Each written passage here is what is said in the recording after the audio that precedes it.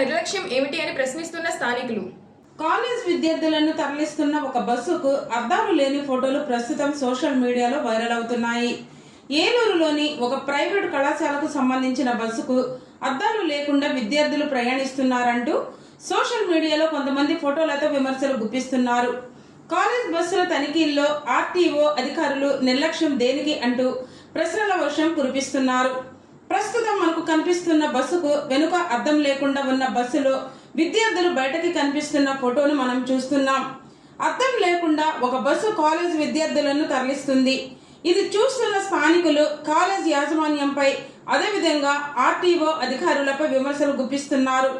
ఈ విధంగా అద్దాలు లేకుండా బస్సులో విద్యార్థులను తరలిస్తే ప్రమాదాలు జరిగే అవకాశాలు ఎక్కువగా ఉన్నాయని, డ్రైవర్ సడన్ బ్రేక్ వేస్తే విద్యార్థులు కింద పడి ప్రమాదానికి గురై అవకాశాలు కూడా ఎక్కువగా కనిపిస్తున్నాయంటూ స్థానికులు ఎద్దేవా చేస్తున్నారు.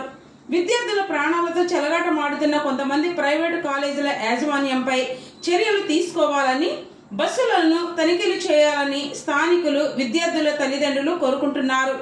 కనిపిస్తుంది ఈ ఒక్క బస్సు మాత్రమే. కనిపించకుండా ఎన్నో బస్సులు సరి అయిన వసతులు లేకుండా విద్యార్థులను తరలిస్తున్నారంటూ విమర్శలు వినిపిస్తున్నాయి.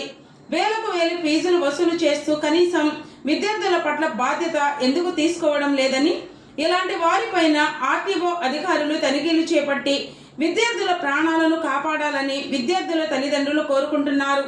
మరి ఇప్పటికైనా ఆర్టీఓ అధికారులు ఇలాంటి బస్సులపైన దృష్టి పెట్టి చర్యలు తీసుకుంటారా లేదా అనేది వేచి చూడాలి అంటున్నారు నెటిజన్లు.